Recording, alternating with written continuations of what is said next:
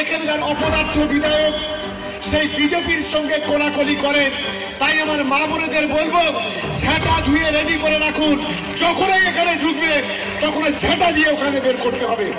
খুদে 4 পয়সা নওশাদের বিরুদ্ধে লড়াই নয়, এই নির্বাচনে এই 4 পয়সা সিপিএম এর বিরুদ্ধে লড়াই নয়, আগামী লোকসভা নির্বাচনে বিজেপির মতো এক সাম্প্রদায়িক শক্তির বিরুদ্ধে লড়াই, যে লড়াইতে গোটা ভাঙড়ের মানুষের হিন্দু মুসলমান ঐক্যবদ্ধভাবে এখান থেকে বিজেপিকে, আইএসএফ কে, সিপিএম কে নির্মূল করে দেওয়ার জন্য আমি আবেদন রাখছি আপনাদের কাছে।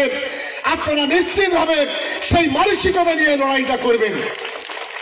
ঠিক কারা লড়াই করবেন একটু হাত তুলুন তো দেখি। মানুষের জন্য যারা মায়া কান্না কাঁদেন,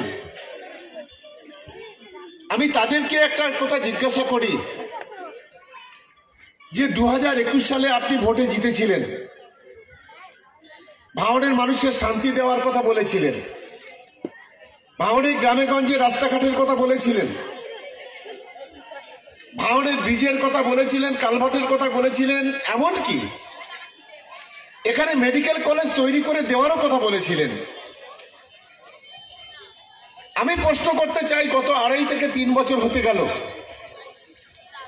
গোটা ভাঙড় জুড়ে ভাঙড়ের মানুষের জন্য কোন কাজটা আপনি করেছেন?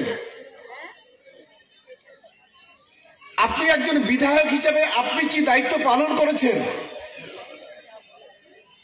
আর আপনার যারা চামচা আছে নেতা এই ভাঙড় বিধানসভায়, সেই চামচা নেতাগুলো কোন কাজটা করেছেন?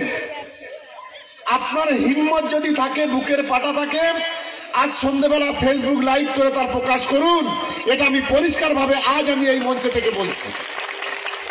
ক্ষমতা নেই আপনার, কিছুই করতে পারেননি।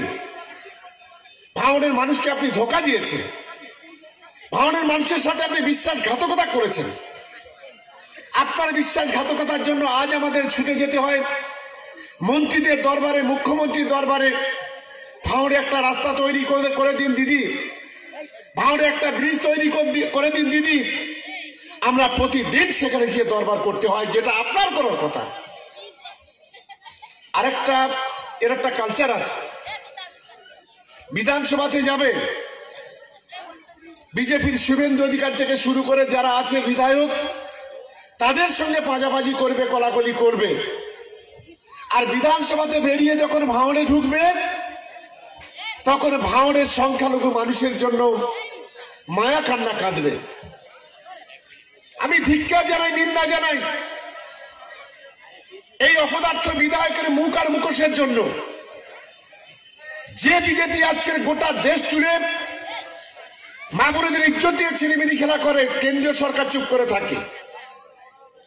যে বিজেপির নেতৃত্বে গোটা বাংলা জুড়ে হিন্দু মুসলমানকে ভাগ করার কথা বলে, যে বিজেপি বাংলায় দাঙ্গা বাঁধানোর কথা বলে, যে বিজেপি বাংলার এনআরসি সিএ চালু করে বাংলায় থেকে মানুষকে ঘাট ধাক্কা দিয়ে বাংলাদেশ কিংবা পাকিস্তানে তাড়িয়ে দেওয়ার কথা বলে, আর এখানকার অপদার্থ বিধায়ক সেই বিজেপির সঙ্গে কোলাকুলি করেন।